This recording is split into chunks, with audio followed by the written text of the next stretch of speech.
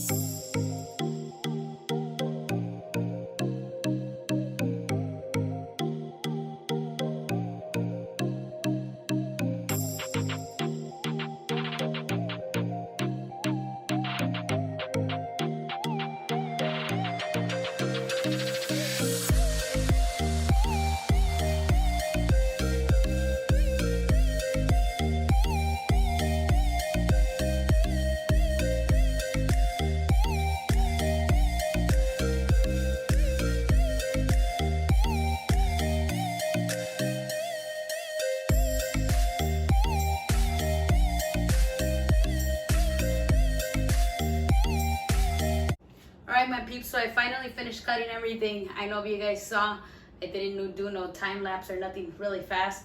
It's only been like 5-6 minutes or so, and I cut onions, like I said, always really big because I don't like them. So I gotta be sure to be able to pick them out. I got one jalapeno, and the jalapeno ended up being really big. So I did one jalapeno, one serrano. I cut the orange I cut the orange bell pepper and 2 little small tomatoes. I cut all the carne asada I had left into little strips. So I'm gonna go ahead and start the process. I'm gonna turn on the pan. Over here. Turn it on, get it a little hot, and I'm gonna go ahead and add a little bit of vegetable oil. Just a tad bit, it's just a sprinkle.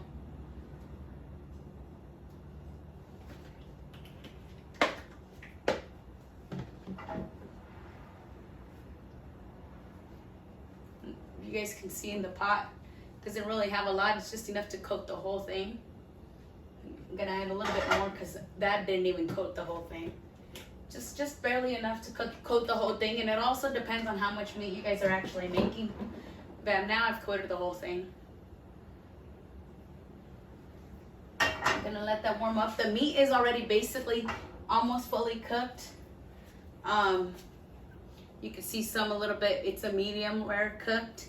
But because since it's a carne asada or carne con chile, it's not a problem. So I'm gonna go ahead and add it. I'm gonna have the heat to like a medium high. This is gonna be so good. And then I'm gonna go ahead and add everything except for the tomato. So the onion, the orange bell pepper, the serrano, and the jalapeno.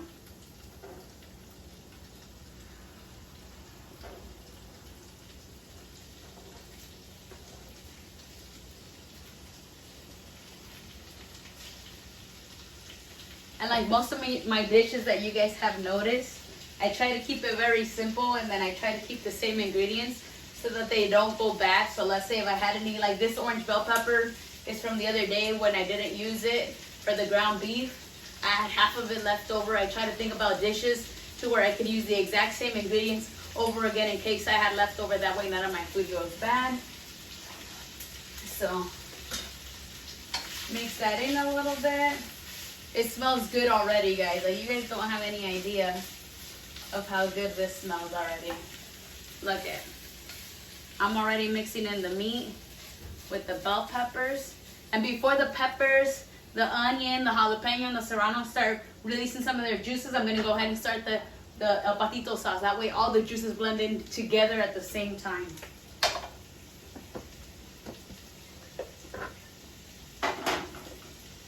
Once again, I don't know how to measure it. I just eyeball it enough to feel like it has a decent coating.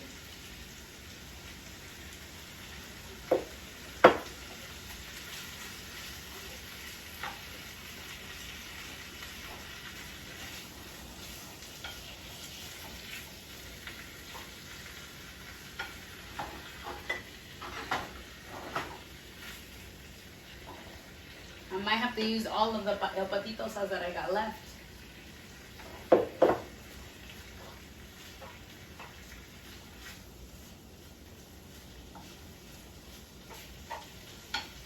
Yeah. Because if I leave a little bit behind, then it's just going to be there. So might as well use it all. Plus it needed some more. So there's nothing wrong going to happen to the dish if you add more patito sauce, other than you'll have extra sauce on the dish. Which extra sauce, who can complain?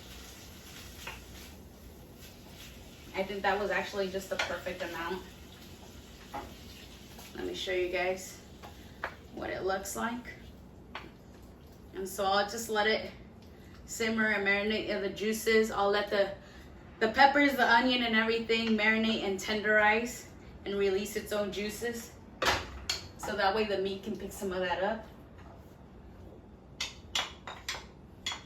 So we're just gonna let that cook for 2-3 minutes, guys, on a medium.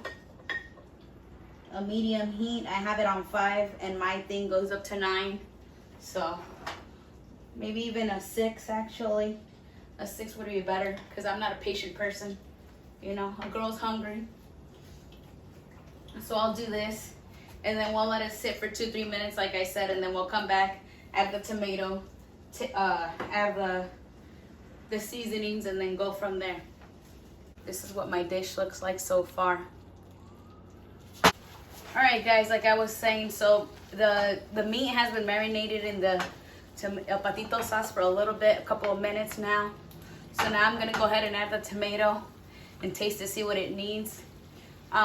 This is a new angle that I've been trying. I've been trying 2 new different angles today because I was suggested that you guys wanted to see exactly how I was doing it and how I was putting in, you know, cutting the veggies and stuff like that. So let me know if these 2 new angles work for you guys. Keep in mind that I have a small apartment, so it's really hard to be able to find a place to put you guys, to put my camera, because it's a really small kitchen from what you guys can see, and the angles that you kind of need for cooking is kind of difficult to get, like, because it has to be kind of up facing down. So let me know if these new 2 angles work for you guys. If this new 2 angles work for you guys. If it doesn't, let me know. Comment below if you guys have any ideas of what would be the best way to do it. And so I'm gonna go ahead and add the tomato, guys.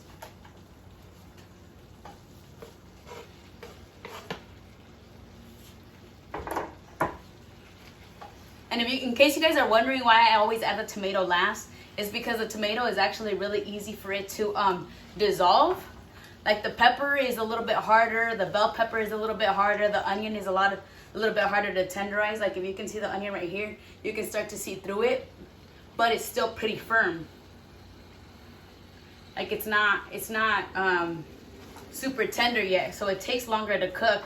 And the tomato does not. The tomato cooks pretty fast and it dissolves pretty fast. I don't want it to dissolve. That's not the purpose of me putting it in here. I want to have rajas de tomate when I'm eating, you know, my dish. So that's why I add it last. And then also, since I use the el patito sauce, it's already like the tomato taste is already incorporated to my meat, so it's not like I'm gonna miss it in my meat. In case you guys were wondering. So right now, look how good this is looking, guys. And this is, keep in mind, this is leftover carne asada from yesterday. Like I said, when you guys saw my snap, this is what it was. And look at, this is basically like a full different dish, you know? Bam. I'm all about leftovers, people. I'm all about not throwing anything away, not letting anything go to waste. If you guys been seeing my videos, I've been popping this onion out for like the last week or so, you know, it still works. And if it has a little bit of podrido, like I've said before, just cut it off. The rest of it still works. I've never gotten sick. Anybody that I've cooked before hasn't gotten sick, so we're good, you know. So I'm gonna go ahead and add a little, taste it and see if it needs any little extra flavor.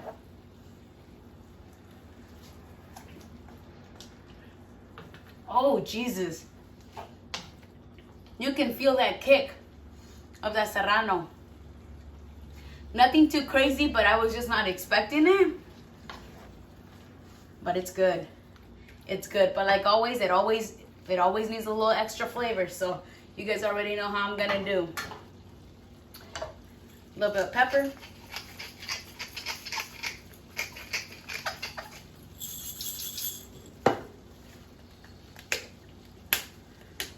Sprinkle of onion powder.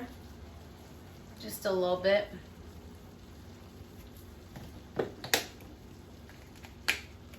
A good amount of garlic powder, because I didn't use any actual garlic in here because I don't want any pieces. Like I said, this was already basically pre-cooked meat. I didn't want any extra big pieces of garlic in there, like it can ruin your taste buds. So that's why I like to use the powder a lot, like in this instance where I didn't cut up any garlic, or I didn't dice up any garlic. So it's not gonna miss the garlic flavor if I add the powder. Bam. And then you guys already know my 2 handy dandy super favorite bouillons. 1. I'm gonna add 2 and a very small dab, just because it's not a lot of meat that I have. This is all leftover stuff. But if it would be like a full blown dish, would be a little bit more meat than this, then I would add 2.5 dashes like I normally do. And this one's gonna be 1 and like a little bit of a half. And mix it all in there. And like I said before, the bouillon acts as a salt base. It's like really salty, so you really don't need to add salt. I'm really stutterish today, guys. I think I'm just like drooling. I'm not even kidding you guys. My mouth is super watery from this dish and how awesome this dish smells. Let me show you guys. The tomato hasn't even been in there that long, and look at it already started dissolving like I told you guys it would. And look at how good this is turning out to be. I'm just gonna let it marinate in there a little bit longer. Get all those new seasonings that I threw in there. Marinate. And we'll give it a little taste, and then it'll be good to go.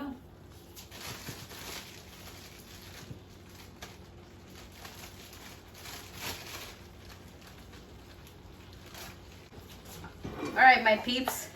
So this has all been marinating for like 1 extra minute after I put all the seasonings. Taste test like always. Ooh, it's hot. Not spicy hot, but temperature hot. Shit's fire.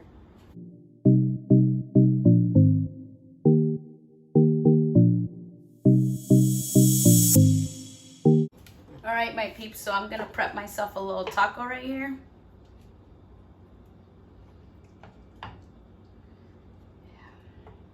I like to add all the ingredients except for onion. So I got a couple slices of tomato. I'm gonna get me a raja of serrano right there. I like to pour in a little bit of the sauce. And me personally, I love to eat this with queso because sometimes me paso with the spiciness and sometimes it's too much. But I add a little dab of cheese right there, just for a little extra flavor. And plus I love cheese. Like, I'm a cheese freak to the max. I'm gonna add a little bit more sauce because the sauce is where it's at, guys. I use my leftover carne asada from yesterday, but I normally use the esmillo. If you can't buy the esmillo, because I know it can sometimes be expensive, you guys can buy, or actually the esmillo is the cheaper one. There's also ranchera you can use. It all depends on your budget, guys. Whatever best works for you guys. So here's my taco. Have a little bit of everything on there.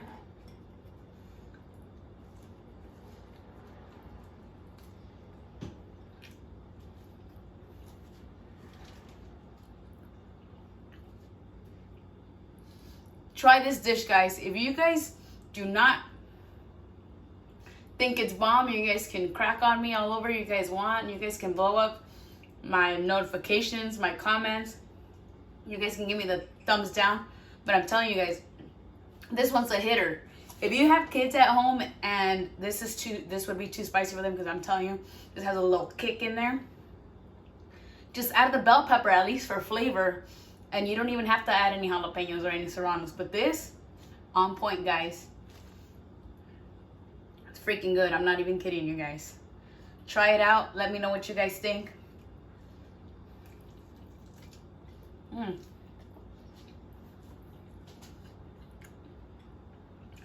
I hope you guys enjoyed the video. I will see you guys later. Bye, my peeps. Have a good one. All right, my peeps. So this is my boyfriend's dinner. He added guacamole to his. And I made sure I had a little bit of onion, bell pepper, tomato. I try to make sure that every single taco has all the ingredients. That way they get the full effect. And mine, like I showed you guys earlier, I like mine with cheese. So good, guys. So good. And nobody would ever know that it was made from leftovers. It's good to trick the kids, guys. They don't want to eat the same thing twice or more than twice, you know, because this is our hard times right now, you know. Not everybody has a job. Not everybody has an income right now. We just got to make it work with what we got. And, you know, a girl likes a budget. So don't worry, guys. I got you guys.